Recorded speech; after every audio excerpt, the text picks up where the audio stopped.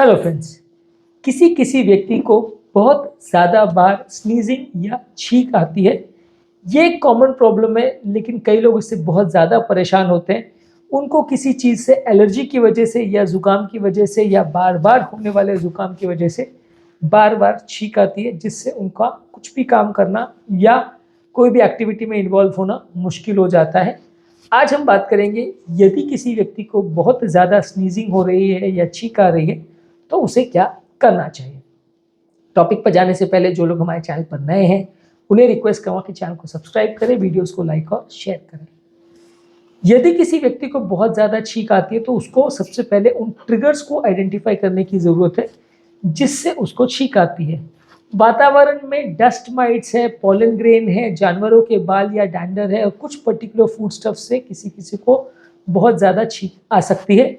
यदि आपको पकड़ में आ जाता है कि आपको इस पर्टिकुलर चीज़ के एक्सपोजर से ज़्यादा छींक आती है तो उससे आप अपने आप को बचा सकते हैं, तो इससे आपका छींक आने का एपिसोड थोड़ा कम हो जाएगा।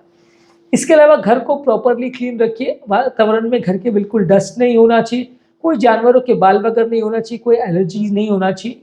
घर पर अगर वैक्यूम क्लीनर यूज़ करें तो उसमें हेपा फिल्टर वाला वैक्यूम क्लीनर यूज़ करिए, और घर पर अगर किसी चीज़ का डस्टिंग कर रहे हैं तो गीले कपड़े से करिए, तो इससे वातावरण में धूल नहीं उड़ेगी और आपको छींक नहीं आएगी। इसके अलावा घर पर एयर प्यूरिफायर का प्रयोग करें। एयर प्यूरिफायर का प्रयोग करने से घर में वातावरण में एलर्जेंस कम होंगे और इससे पार्टिकल्स वगैरह जो वातावरण में रहते हैं वो कम हो जाएंगे, तो आपको छींक थोड़ी कम आएगी। पानी ज़्यादा पीजिए। पानी ज़्यादा पीने से आपकी नाक की जो इनर म्यूकोजा है वो हाइड्रेटेड रहेगी। इसकी वजह से कंपैरेटिवली उसमें म्यूकस जमेगा नहीं और आपको छींक थोड़ा कम आएगी। इसके अलावा अपने नाक के अंदर की जो लेयर्स है उसको सलाइन से रिंस कर सकते हैं, क्लीन कर सकते हैं बार बार, दिन में 3-4 बार। इससे अंदर जमा हुआ म्यूकस जो है वो निकल जाएगा और आपको थोड़ा छींक कम आएगी। इसके अलावा कोई भी चीज़ जिससे आपको इरिटेशन होती है, जैसे स्ट्रॉन्ग स्मेल है, स्ट्रॉन्ग इरिटेंट चीज़ें, स्मोक है, डस्ट है, इससे अपने आप को बचाइए। इससे भी आपको थोड़ा छींक कम आएगी। हाथों को बार बार क्लीन करिए। जब भी आप घर पर भी रहते हैं या कोई और काम भी आप करें तो हाथों को बार बार क्लीन करिए। बार बार कोई भी चीज़ आपकी नेजल पैसेज से टच करेगी या आंखों से टच करेगी तो आपको एलर्जी ज़्यादा होगी। कहीं बाहर से आने के बाद अपने कपड़ों को भी क्लीन करिए। कपड़ों में कोई डस्ट या पॉलन या पार्टिकल मैटर्स भी होते हैं तो उससे भी ज़्यादा छींक आ सकती है। कुछ नेजल स्प्रेज आते हैं जो कि किसी भी दुकान वगैरह पे अवेलेबल होते हैं, मेडिकल शॉप पे ओवर द काउंटर। ये नेजल स्प्रेज जो आते हैं उनका आप प्रयोग कर सकते हैं। ये आपके नेजल पैसेजेस में एलर्जी के चांसेस को, इरिटेशन के चांसेस को कम करती है। इसमें एंटी हिस्टामिनिक मेडिसिन होती हैं या स्टेरॉइड्स होते हैं, ये दोनों ही आपके एलर्जिक रिस्पॉन्सेस को कम करते हैं, तो इससे आपको थोड़ा सा छींक आने का प्रॉब्लम कम हो जाएगा। इसके अलावा ओवर एक्सर्शन मत करिए। ओवर एक्सर्शन वगैरह करने से भी आपको बहुत ज़्यादा छींक आ सकती है। यदि आप बहुत ज़्यादा मेहनत का काम कर रहे हैं तो उससे भी छींक ट्रिगर हो सकते हैं, थोड़ा सा बचने का प्रयास करिए। कमरों में ह्यूमिडिफायर का प्रयोग करिए। वातावरण में अगर थोड़ी ह्यूमिडिटी रहती है तो छींक आने का चांस कम हो सकता है, तो ड्राई एयर आपकी छींक को या एलर्जी को ट्रिगर करता है, इससे आप थोड़ा बचिए। ह्यूमिडिफायर का प्रयोग करेंगे तो अच्छा रहेगा। इसके अलावा आपकी नाक की म्यूकोजा अगर इरिटेटेड है या नाक में बार बार एलर्जिक इरिटेशन हो रहा है तो गर्म पानी की पट्टियाँ करिए। गर्म पानी के से आँखों को और नाक को थोड़ा कंप्रेस करेंगे। इसको हॉट या वार्म कंप्रेसेस बोलते हैं। बहुत ज़्यादा गर्म नहीं होना चाहिए, इससे भी थोड़ा सा आपको आराम मिलेगा और छींक आने का टेंडेंसी कम हो जाएगा। इसके अलावा कमरे में जो बेडिंग्स वगैरह का प्रयोग कर रहे हैं या जो पिलोज का प्रयोग कर रहे हैं वो एलर्जी प्रूफ होना चाहिए। सबसे कम हाई एलर्जी वाले या हाइपो एलर्जेनिक होना चाहिए, इससे भी फ़ायदा मिलता है। कई तरह के बेडशीट्स वगैरह या बेडिंग्स वगैरह जो यूज़ करते हैं उसमें धूल बैठ जाती है, इसकी वजह से भी आपको छींक आती है, तो उससे थोड़ा बचेंगे तो अच्छा रहेगा। मेंटल स्ट्रेस कम रखिए। योगा, प्राणायाम, डीप ब्रीदिंग एक्सरसाइज, इस तरह की चीज़ें आप करते हैं तो इससे भी आपका मेंटल स्ट्रेस कम होता है, इससे आपको आराम मिलता है। बहुत ज़्यादा तकलीफ हो तो किसी हेल्थ केयर प्रोफेशनल से मिलना पड़ेगा, उससे कंसल्ट करिए। वो आपको गाइड करेंगे कि इस पर्टिकुलर पेशेंट में किस कारण से ज़्यादा छींकें आ रही है तो उसको क्या करना चाहिए जिससे उसको ज़्यादा फ़ायदा मिलेगा। जिन लोगों को भी बहुत ज़्यादा प्रॉब्लम है उनको हेल्थ केयर प्रोफेशनल के साथ मिलकर उनका फॉलोअप करना चाहिए और रेगुलर उनके केयर में रहना चाहिए। अगर किसी पर्टिकुलर चीज़ से आपको एलर्जी हो रही है ऐसा पता चल जाता है तो उस चीज़ का एक्सपोजर को बंद कर सकते हैं। ज़्यादा मसालेदार खाने का प्रयोग मत करिए। ज़्यादा स्पाइसी खाना खाने से या ज़्यादा ऑयली खाना खाने से भी थोड़ा एलर्जी ज़्यादा हो सकता है। अल्कोहल लेने से भी एलर्जी हो सकता है। और जिन फूड प्रोडक्ट्स में हिस्टामिन ज़्यादा है ये सारी चीज़ों से भी थोड़ा एलर्जी हो सकता है, तो इनसे थोड़ा बचिए, इससे आपको थोड़ा छींक आने का चांस कम हो जाएगा। आंखों पर भी थोड़ा चश्मा का प्रयोग करिए या बाहर जाते टाइम गॉगल्स का प्रयोग करिए, इससे आपके आंखों में धूल का एक्सपोजर नहीं होगा, तो इससे भी थोड़ा सा आपको फ़ायदा मिलेगा।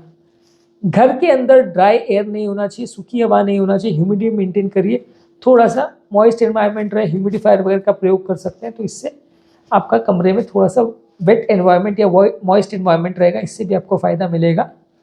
घर के अंदर या तो पेट्स रखिए मत, पर अगर रख रहे हैं तो उनको प्रॉपरली क्लीन रखिए। प्रॉपर क्लीन पेट्स रहेंगे तो छींक आने का चांस कम रहेगा। अगर पेट्स के बाल का आपको एक्सपोजर होता है तो कई बार उससे आपको ज़्यादा छींक आ सकती है। इसके अलावा नींद अच्छी रखिए। अगर आप प्रॉपर अच्छा रेस्ट लेते हैं तो अच्छा रेस्ट लेने से आपकी इम्यूनिटी बेटर होती है और इस तरह का एनर्जी रिस्पॉन्स आपका बेटर रहता है, तो प्रॉपर अच्छी नींद लेना ज़रूरी है। इसके अलावा जब हवा का क्वालिटी अच्छा है तो घर को, खिड़कियाँ दरवाजे को ओपन करके घर को प्रॉपरली वेंटिलेट कीजिए, धूप को आने दीजिए। जब वातावरण खराब है और पॉलन वगैरह ज़्यादा आ रहे हैं, डस्ट पार्टिकल ज़्यादा आ रहे हैं, तो घर के कमरा दरवाजे बंद रखिए, तो डस्ट पार्टिकल्स थोड़े घर में कम आएंगे, इससे आपको थोड़ा बेटर मिलेगा। प्रॉपर वेंटिलेशन अगर अच्छा रहेगा तो आपको थोड़ा बेटर रहेगा। जो भी वातावरण में अलग अलग फ्लू या कीटाणु होते हैं उसके लिए वैक्सीनेशन करवा के रखिए। कई बार वातावरण में बहुत सारे जो वायरसेस हैं, जो अलग अलग तरह के इन्फ्लुएंजा और कोविड जैसे फ्लू है वायरसेस हैं, वो भी एलर्जी ट्रिगर करते हैं, तो उनसे भी थोड़ा बचिए। स्मोकिंग मत करिए, टोबैको का एक्सपोजर नहीं होना चाहिए और अल्कोहल का एक्सपोजर नहीं होना चाहिए, इससे भी आपको थोड़ा फ़ायदा मिलेगा। बहुत ज़्यादा स्ट्रॉन्ग डिओड्रेंट्स, परफ्यूम्स या फ्रेग्रेंसेस का प्रयोग मत करिए, इससे भी थोड़ा एलर्जी बढ़ सकता है। हाइपो एलर्जेनिक प्रोडक्ट्स का प्रयोग करिए, इससे आपको फ़ायदा मिलेगा। प्रॉपर रेस्पिरेटरी हाइजीन रखिए। जब कभी भी आपको खांसी या छींक आती है तो मुंह और नाक को प्रॉपरली कवर करिए, इससे भी आपका छींक आने का चांस कम रहेगा। और प्रॉपर हैंकरचिप का प्रयोग करेंगे तो अगर कोई इन्फेक्शन वगैरह है तो वो इधर उधर फैलेगा नहीं और दूसरों के इन्फेक्शन आपको नहीं लगेगा। थोड़ा सा मेंटल स्ट्रेस कम रखिए, घर को भी थोड़ा ठंडा रखिए और अपने दिमाग को भी थोड़ा ठंडा रखिए, इससे भी थोड़ा सा एलर्जिक रिस्पॉन्सेज बेटर रहते हैं। जो लोग का मेंटल पीस अच्छा रहता है उनको भी इससे फ़ायदा मिलता है और घर का वातावरण भी थोड़ा ठंडा रहेगा। एनवायरनमेंट अगर कूल रहेगा तो उससे भी उनको छींक थोड़ा कम मिलेगा। इसके अलावा अगर आपको फिर भी प्रॉब्लम हो रही है तो जो एलर्जी स्पेशलिस्ट या इम्यूनिटी स्पेशलिस्ट है उनसे मिलिए और उनसे डिस्कस करके अपनी बीमारी का कारण ढूंढिए। कोई पर्टिकुलर दिन, जिस दिन आपको छींक ज़्यादा आ रही है उस दिन आप उस दिन को नोट रखिए कि उस दिन क्या चीज़ का पर्टिकुलर आपको एक्सपोजर हुआ था, उसको नोट रखिए, तो अगली बार आप उससे बचने का प्रयास कर सकते हैं। तो कई सालों के बाद या कुछ महीनों के बाद आपके पास एक प्रॉपर डायरी हो जाएगी जिसको आप पढ़ के समझ सकें कि किस पर्टिकुलर टाइम में, सीजन में आपको ज़्यादा छींक आती है। आपको सिर्फ याददाश्त पर डिपेंडेंट नहीं रहना पड़ेगा, प्रॉपर आपके पास एक डायरी हो जाएगी कि ये पर्टिकुलर टाइम पे ज़्यादा छींक आती है, ये चीज़ों के एक्सपोजर से ज़्यादा तकलीफ होती है, तो आप उनसे थोड़ा ज़्यादा बच पाएंगे। तो आज के टॉपिक में हमने बात करी, अगर व्यक्ति को बहुत ज़्यादा छींक आए तो उसे क्या करना चाहिए। आपको जो जो चीज़ों से इरिटेशन हो रही है, जो जो चीज़ों का एक्सपोजर से एलर्जी या छींक हो रही है, उससे बचिए। घर का एनवायरनमेंट को क्लीन रखिए। वैक्यूम क्लीनर में हेपा फिल्टर का प्रयोग करिए। गीले कपड़ों से घर को क्लीन करिए। एयर प्यूरीफायर का प्रयोग करिए। एयर ह्यूमिडिफायर का प्रयोग करिए। पानी ज़्यादा पीजिए। गर्म पानी से या हल्का गर्म पानी से नाक के पैसेज को क्लीन कर सकते हैं। इरिटेशन करने वाली चीज़ें जैसे स्ट्रॉन्ग फ्रेग्रेंसेस और स्मोक से थोड़ा बचिए।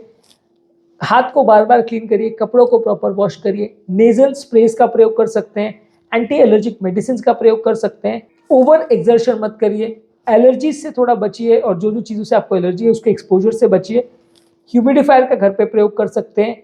गर्म पानी की पट्टियाँ नाक पर रख सकते हैं। एलर्जी करने वाले फूड स्टफ या स्पाइसी फूड वगैरह से थोड़ा बचिए। आंखों को चश्मे से या गॉगल से कवर करिए। घर की ह्यूमिडिटी अच्छी मेंटेन रखिए। आराम प्रॉपर करिए। 7-8 घंटे की नींद रखिए। पेट्स को प्रॉपरली क्लीन रखिए। फ्लू के लिए सारे वैक्सीनेशंस करिए। घर का प्रॉपर वेंटिलेशन करिए। कोई भी अगर प्रॉब्लम हो तो अपने डॉक्टर्स के साथ मिलिए। अल्कोहल, टोबैको और स्मोकिंग के एक्सपोजर से बचिए। प्रॉपर रेस्पिरेटरी हाइजीन का मेंटेनेंस करिए। मन को और घर को दोनों को थोड़ा ठंडा रखिए। प्रॉपर मेडिकल ट्रीटमेंट लीजिए और जो भी सिम्टम्स हो उनकी प्रॉपर डायरी मेंटेन करिए। तो ये सारी चीज़ें करने से आपको एलर्जी रिलेटेड प्रॉब्लम अगर है या स्नीजिंग का या छींक का प्रॉब्लम है तो आपको फ़ायदा मिलेगा। उम्मीद करूँगा कि आज के टॉपिक से आपको कुछ नई बातें जानने को मिली होगी। जो लोग हमारे चैनल पर नए हैं उन्हें रिक्वेस्ट करूँगा कि चैनल को सब्सक्राइब करें, वीडियोज़ को लाइक और शेयर करें ताकि ज़्यादा लोगों का इस कंटेंट से फ़ायदा हो सके।